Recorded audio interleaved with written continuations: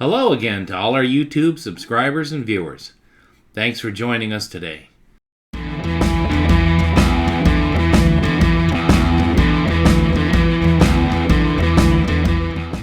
Today is going to be another top 20 list, this time for the 1970 to 74 vehicles that are, in our opinion, legends today.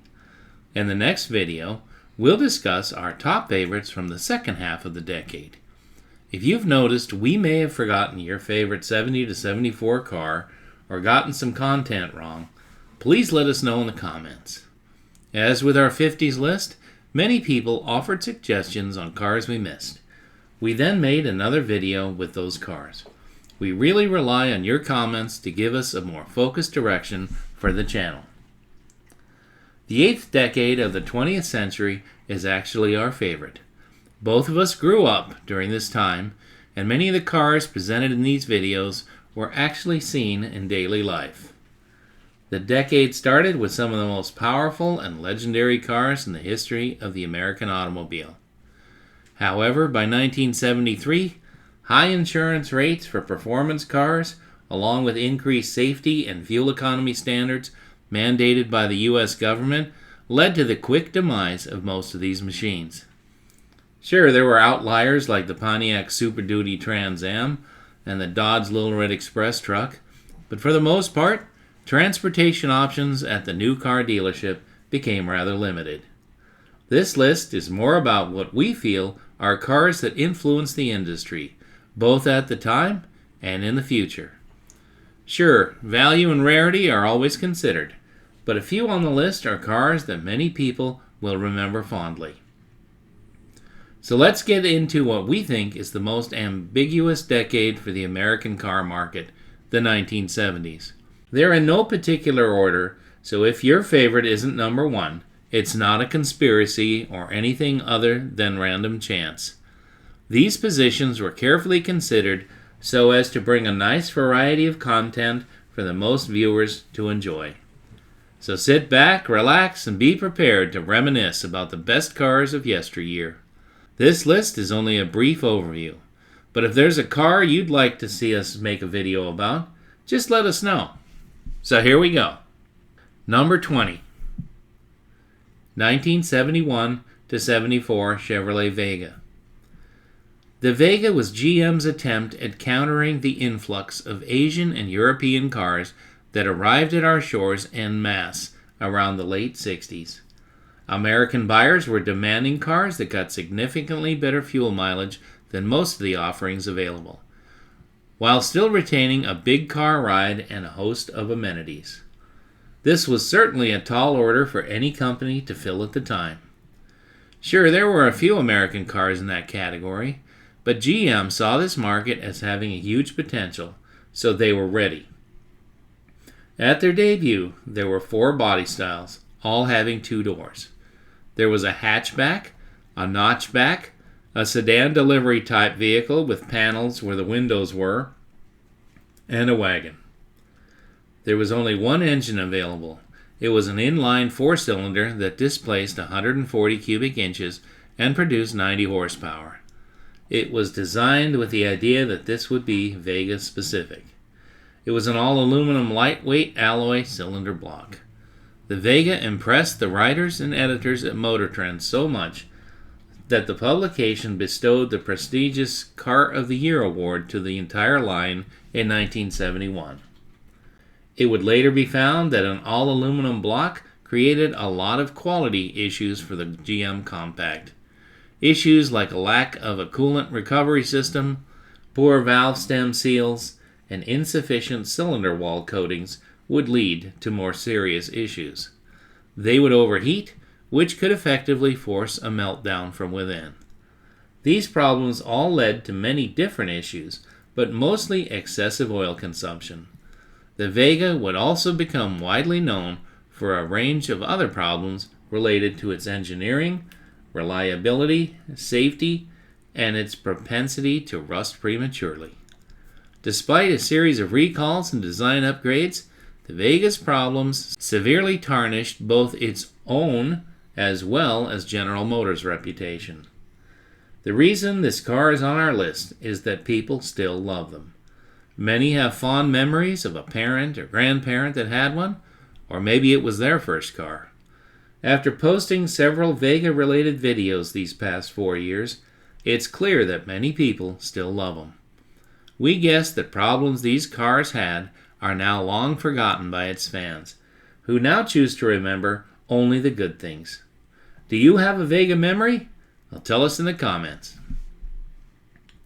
Number 19.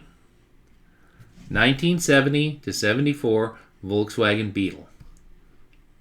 By the mid-50s, Volkswagen, a manufacturer based in Wolfsburg, Germany, began establishing a nationwide network of dealers in the United States. At the time, and soon after, they had developed many different models, from the famous Beetle to the Bus. All were powered by an air-cooled flat-4 gasoline engine. They quickly earned a good reputation and sold extremely well. A decade later, these cars were known for being reasonably priced when new. They were reliable and easy to fix and plentiful on the used car market. Many teens from the 60s and 70s can call these cars, particularly the Beetle, their first car. By the end of the 1960s, they began to have a cult-like following, and in 1972, VW claimed the record as the most cars sold, knocking the Ford Model T from its pedestal.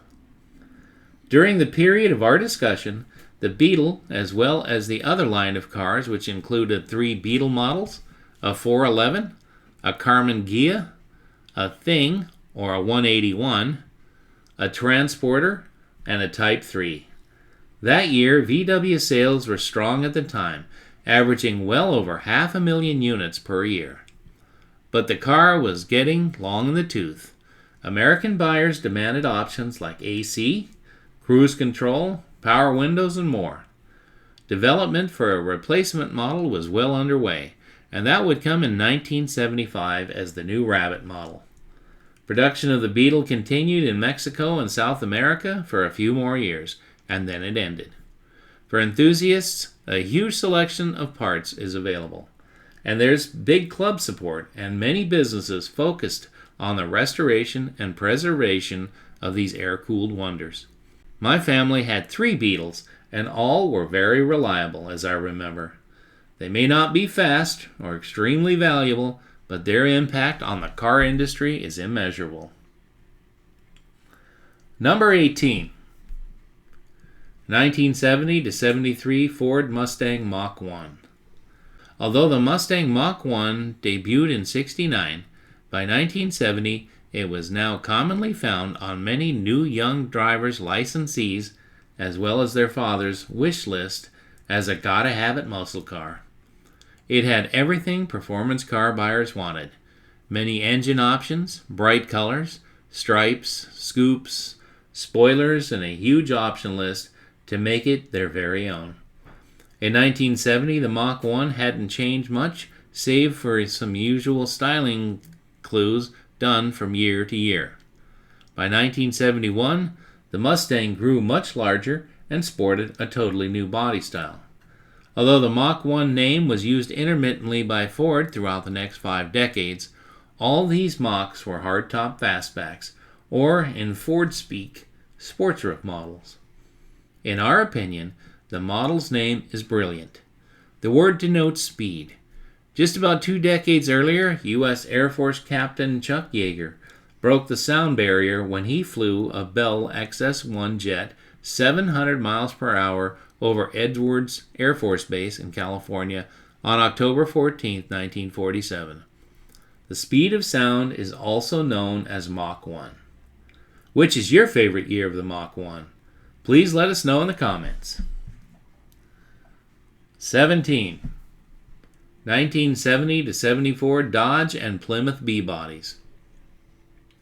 Some of the most revered cars from Chrysler, particularly during the classic muscle car era, were based on the B-body platform. Names like Belvedere, Charger, Coronet, Fury, GTX, Roadrunner, Satellite, and Savoy, along with all the legendary sub-series like the Charger Daytona, Coronet RT, and the Roadrunner Superbird, just to name a few, got performance-oriented buyers very excited. Many were also available as convertibles, attracting some lovers to Dodge and Plymouth dealerships nationwide. But not all of these cars were high-performance models. Most were equipped with either the Slant 6, a 318, a 360, and a 400, while the Go-Fast models got a 440 4-barrel or 6-barrel, or the incomparable 426 Hemi.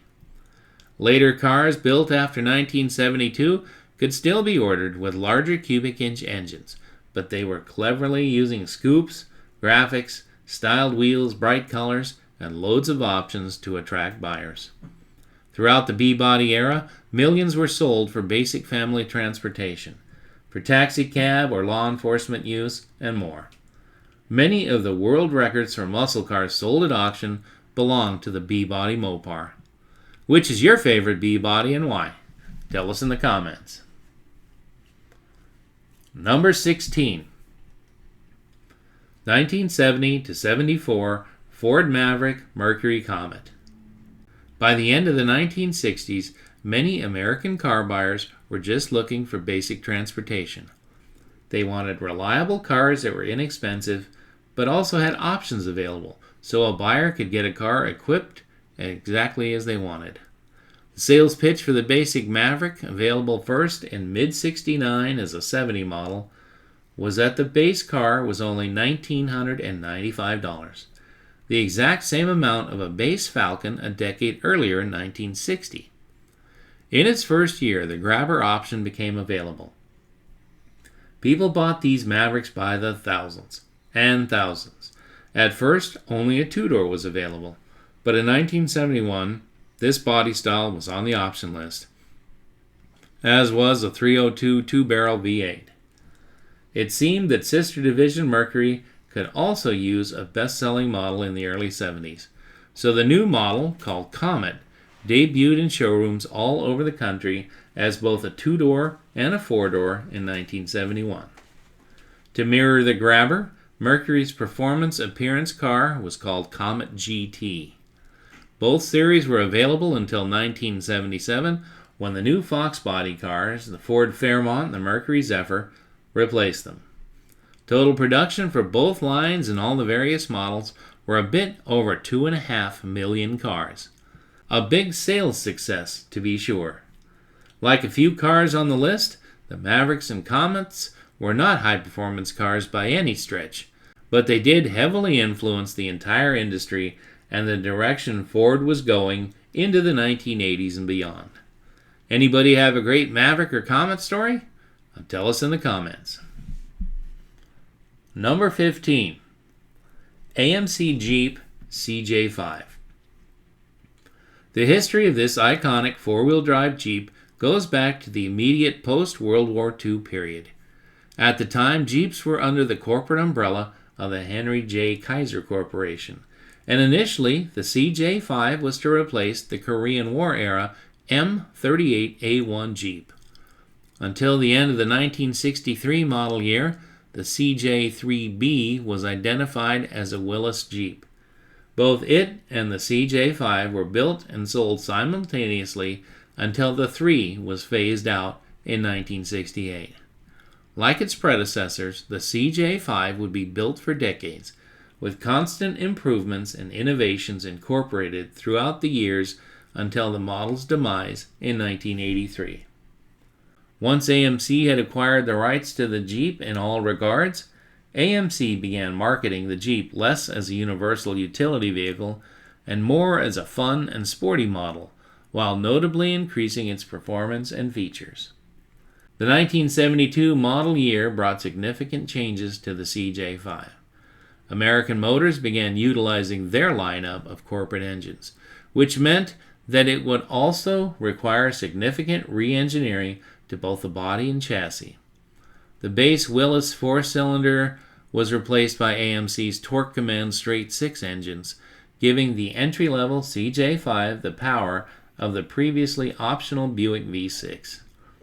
Standard became the 232 cubic inch engine, plus the optional but more popular 258 cubic inch engine, which was standard in the California market. Best of all, and also during the 1972 model year, AMC chose to make available the AMC-built 304 cubic inch V8. This brought the CJ5 to a similar power-to-weight ratio similar to some muscle cars of the era.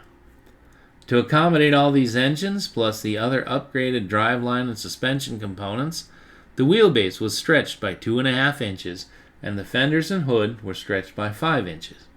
As the 70s rolled on, the CJ5 would be available in more colors, more sub-series models, and have available comfort and convenience options like air conditioning. These Jeeps were affordable, easy to find on the secondary market, and easy to work on with plentiful parts supply. These vehicles are the ancestors of today's Jeeps and were the bridge between the fully utilitarian Willys Kaiser Jeeps of the post-war period and today. Number 14. 1970 to 74 Pontiac Trans Am, including the Super Duty.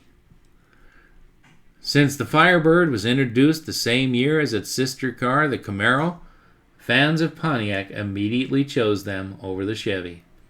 Before corporate integration, each division still had their own unique engines and other features.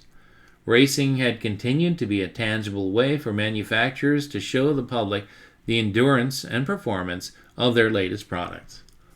Both GM pony cars were entered into various motorsport events, but the Pontiac actually got to name a car from the Trans Am series. The first year, sales were slow due to a number of factors, but 1970 saw a whole new body style for the Firebird series, as well as the Camaro. From 1970 to 81, this was the basic shape of the GM F-body cars. Both were huge sales successes. Pontiac wisely chose the Trans Am as their main performance image car since the day of its introduction.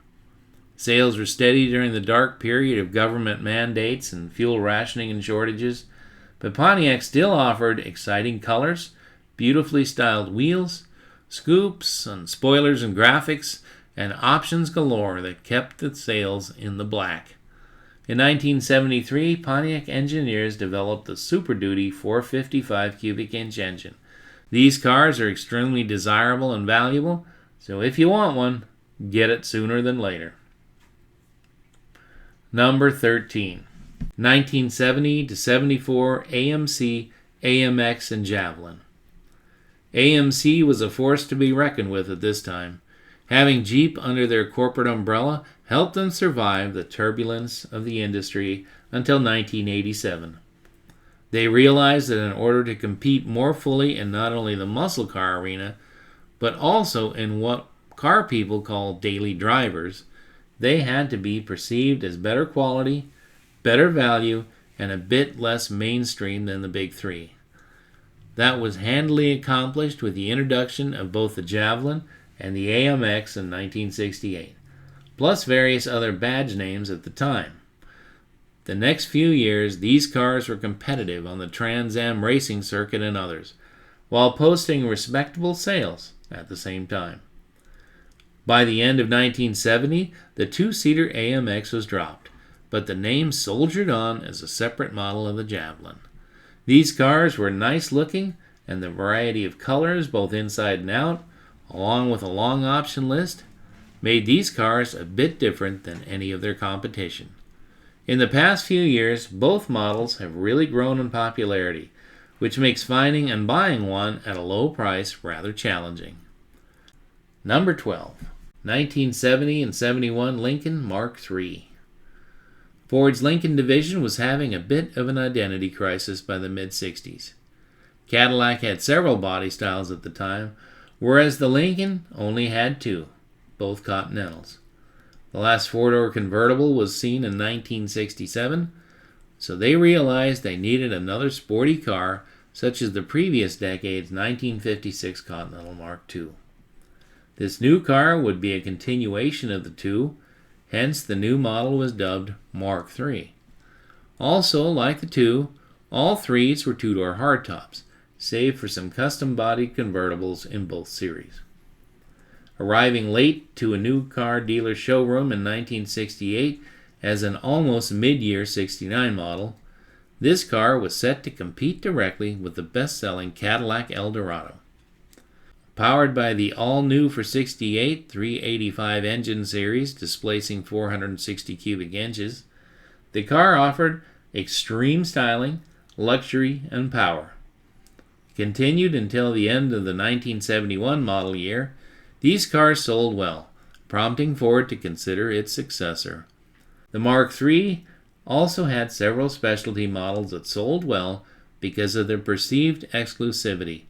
So Ford continued with that tactic through the Mark's final production as a Mark VIII in 1998.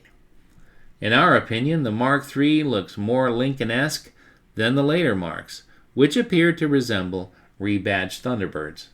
What do you guys think of the Mark III? Tell us in the comments. Number 11. 1970 Chrysler 300 Hurst. Although this luxurious and powerful Chrysler 300 Hurst did not receive a letter designation like all previous 300s built between 1955 and ending 10 years later as a 300L model, it was nonetheless an important car in the history of full-size luxury cars for the company. The regular lineup of Chrysler full-size cars in 1970 consisted of 14 models, including the standard 300, which came in 3 body styles, the Newport in 3 body types, the Newport Custom in 4 models, the New Yorker in 3 different body styles, and the Town & Country Wagon in just 1 model. But Chrysler wanted to test the market to see if there were buyers for a car that combined exclusivity, luxury, prestige, style, and a powerful engine. No doubt these low production and higher cost cars would have to be finished by a specialty manufacturer, of which there were several in Michigan at the time. By the last year of the 60s, veteran Pontiac advertising and promotions man Jim Wangers had already moved on from Pontiac to become the executive vice president at Hurst Performance Research. Wangers had both the Midas touch and the necessary connections to immediately drum up new business for Hurst Performance. Wangers would soon approach Chrysler about producing a limited run of 300 hardtops, using many of the pieces already available in the parts bin. With the right promotion, he felt that they could sell 2,000 units that first year. With all the logistics worked out, these two-door hardtops were all built as loaded-out examples at Chrysler's Jefferson Avenue plant in Detroit, then shipped to Hurst's facility in Brighton, Michigan. Eventually, all 485, or some sources say 501, Chrysler 300 Hurst Edition cars began life painted Spinnaker white over a Chrysler Imperial LeBaron's tan leather upholstery, featuring power bucket seats, a light group, power windows, and a console-mounted or column-shifted torque flight automatic. It all sent the power back to a 3:23 ratioed rear axle. For power, the 440 big block, producing 375 horsepower, got the car moving. White letter tires were used on style steel wheels, so nobody would confuse it as a standard 300. Cars were built with consecutive VINs in quantities of 12 to 15 before being shipped to Hurst for their final conversion. Once at the Hurst facility, the cars were carefully painted with gold accents in traditional Hurst fashion. The next part of the conversion was to replace the hood and quarter panel end caps with special lightweight fiberglass pieces as part of a 3-piece integrated rear spoiler. The recessed hood locks are the same ones used on the Hurst Olds models. The deck lid and spoiler eliminated the trunk lock cylinder, which now required a remote vacuum trunk release button to be incorporated into the glove box, with a backup mechanical trunk release under the dash. Special Hurst 300H emblems and chromed Chrysler lettering on the deck lid were placed on this new car. Now, all cars were sent back to Chrysler for final quality control, and then they were sent through their normal shipping methods to the correct dealer. These cars are rarely seen today, and when one is seen at a show, most people don't even know what it is. When I was a kid, there was one in my neighborhood for many years, and I liked it more every time I saw it, but I didn't really know at the time what it was. Surprisingly, these special edition Hurst-built Chrysler 300s are still reasonably priced to buy, if you can find a good one. This one's a sleeper collectible. If you like it, pick it up if you can. Number 10. 1970 to 74 Pontiac GTO. Let's face it, by the time the Pontiac GTO was available at your closest dealer for the 1964 model year, this car was already a legend. Unfortunately, by the end of the decade, several factors were at play that caused sales of nearly every muscle car category to decline, in some cases drastically. The GTO was no exception. This body style in these years was a revised design from the previous, both being identified as A-body. Engine choices varied by year, but essentially the 400 V8 had several versions, and the 455 even made a brief appearance for several years in different iterations. By the time the 74s came out, they were smaller than the previous A-body because they were now X-bodies. This would be the last year of the original series until the name was resurrected in 2004 for 3 model years for an Australian-built sport coupe that sold surprisingly well at the time. Number 9. Chevrolet LS6 cars.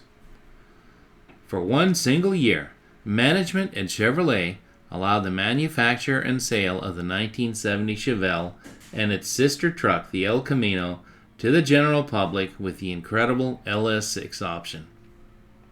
Not many were sold because 450 horsepower was a lot to handle, and your insurance company would instantly put exorbitant rates on a performance car like this for the street.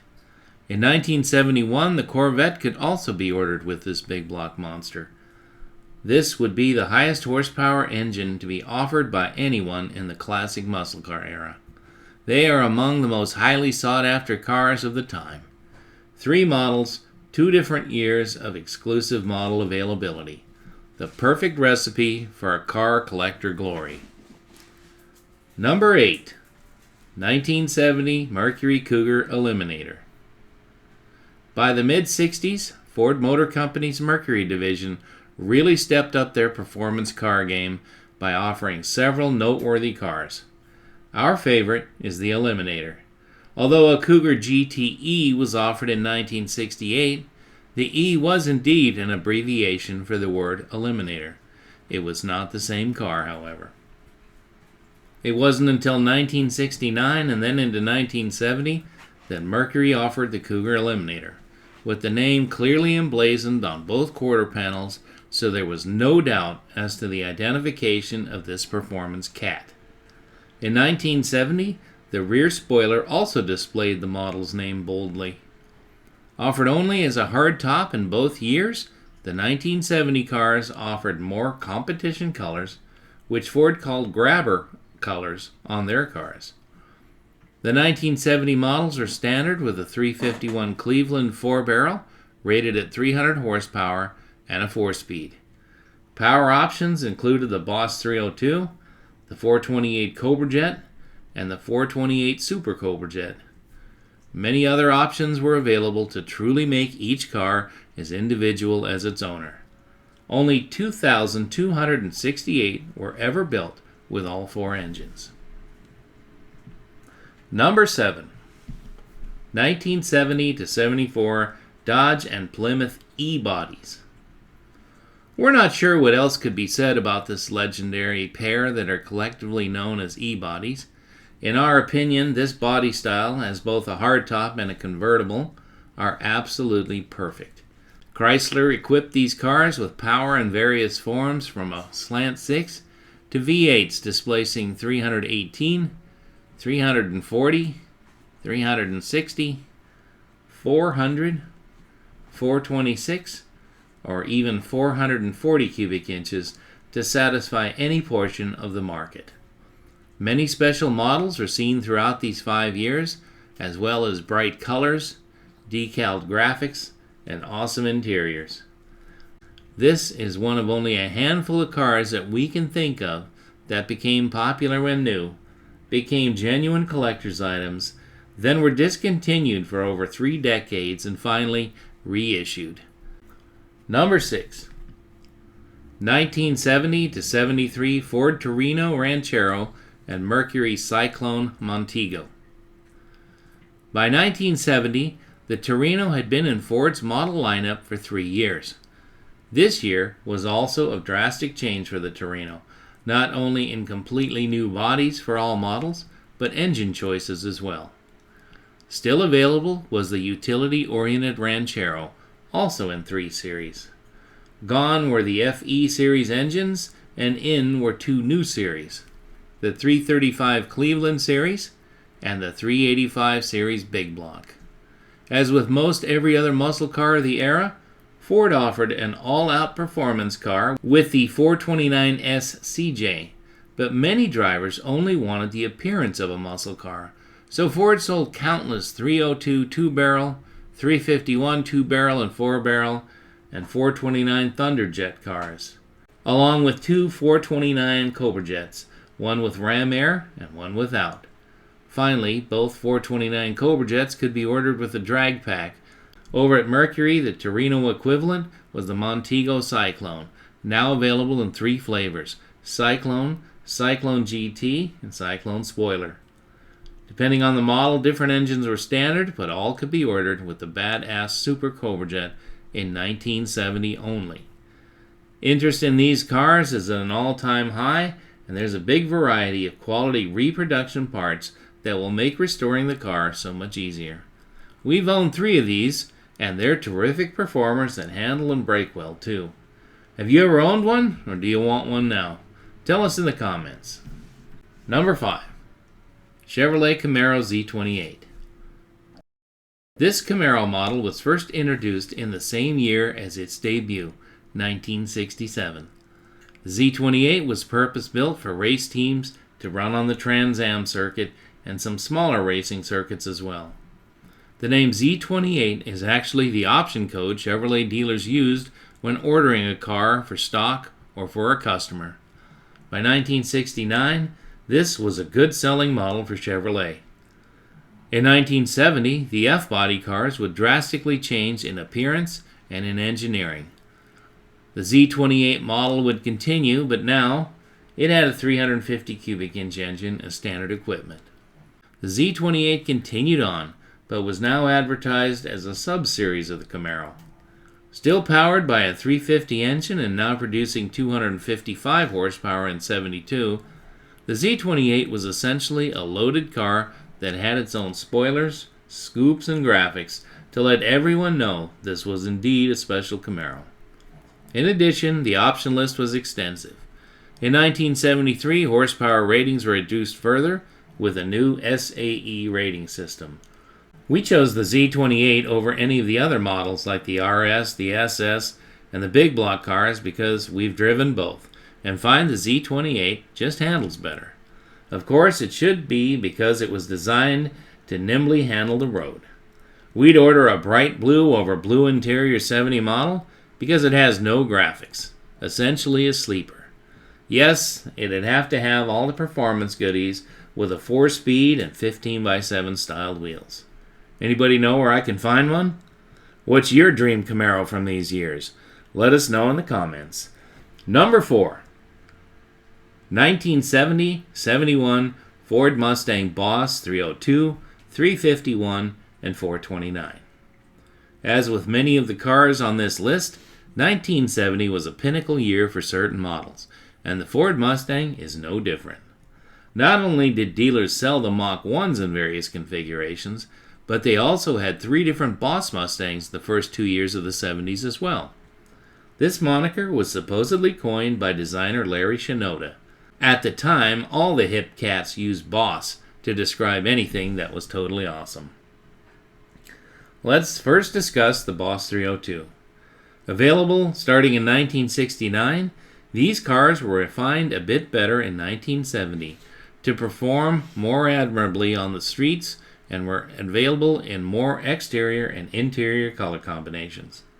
A bigger option list was also a factor in Ford selling 7,014 cars versus 1969's production total of 1,628. Another carryover boss from the previous year is the 429, or as enthusiasts call them, the Boss 9. These cars were built by specialty manufacturer Carcraft because fitting the especially large engine into the engine bay was not something that could easily be done on a standard assembly line in Dearborn, Michigan. This engine was built to homologate it for the NASCAR racing circuit, where it would power Torino Talladegas before being banned. There are many differences between the 2 years, far too many for us to go into here.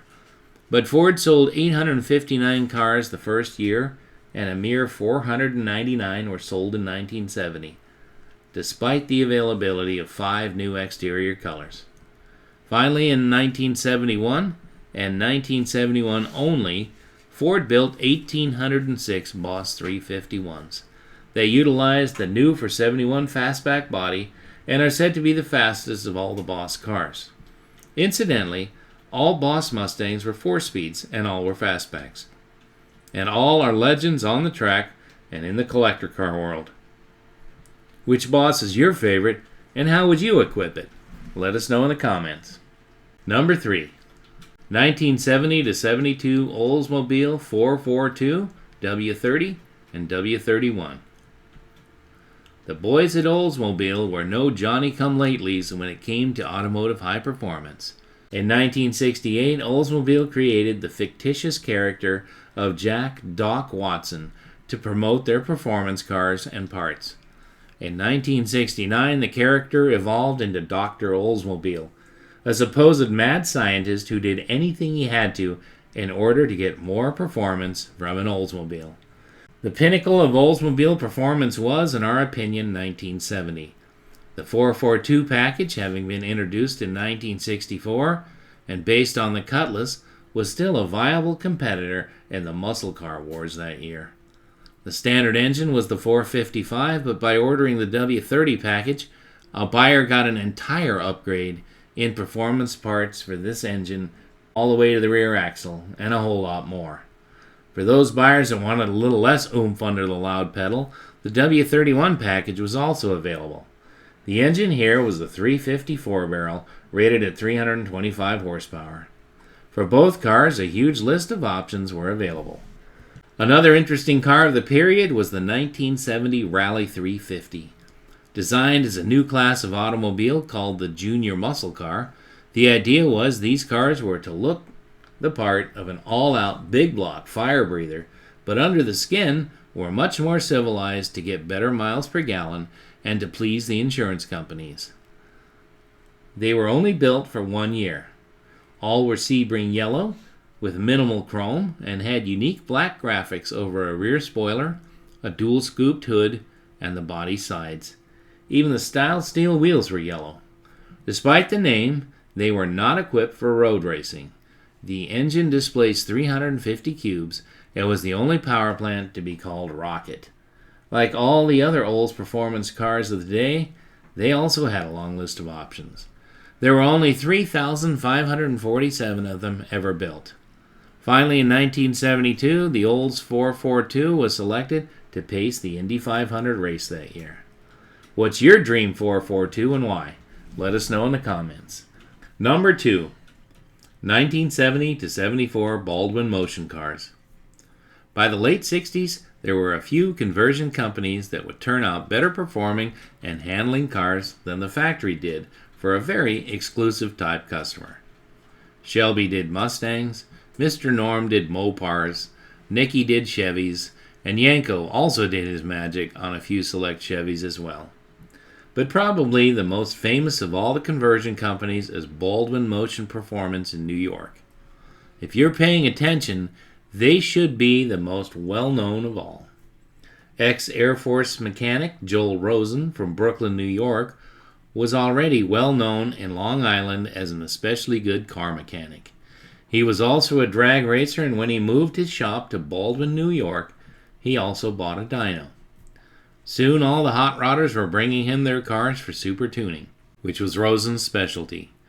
Just down the road from the new shop was Baldwin Chevrolet, an enterprise that sold mostly utilitarian Chevys to their loyal customers. When the Camaro debuted in '67, Rosen suggested to owner Jack Gieselman that he should supply a vanilla 6-cylinder car and then let him build it out the way the factory should have. Together with parts manager John Moeller, the necessary parts soon arrived. A 427, a Muncie 4-speed, a 12-bolt rear axle, heavy-duty suspension and brake parts were all needed to make the conversion properly. This car raised a lot of eyebrows, and soon customers from all over New England wanted one. Slowly, the team began ordering other Chevy models for full conversions. Rosen then teamed up with automotive author Martin Shore, who helped spread the word about the newly formed Baldwin Motion Performance business through his automotive publication Cars. And the business soon found success because of him. It was decided that the company would build only SS-based cars. The customer would order his big block-powered car from Baldwin Chevrolet, and upon arrival, it would go to Rosen's shop where it would get a 427 swap and a whole lot more. There were 5 models available that were dubbed the Fantastic Five. The 5 were a Biscayne Impala, a Camaro, a Chevelle, a Corvette, of which 6 different types were completed over the years, and a Nova. These cars were all guaranteed to run 1150s or better their first time on the strip, or Baldwin would give the customer a refund.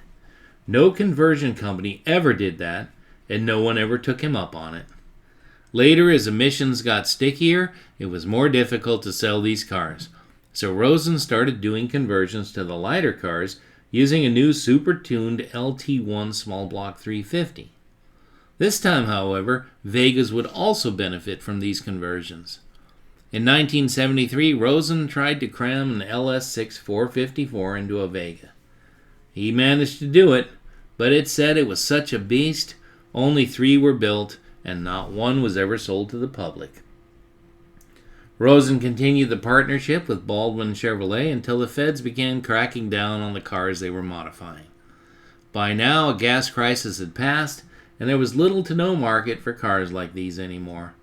It was quietly shut down, and Rosen continued to work on cars, and Baldwin Chevrolet just sold new Chevys and used cars. For a brief period, legendary performance cars were created in the small town of Baldwin, New York.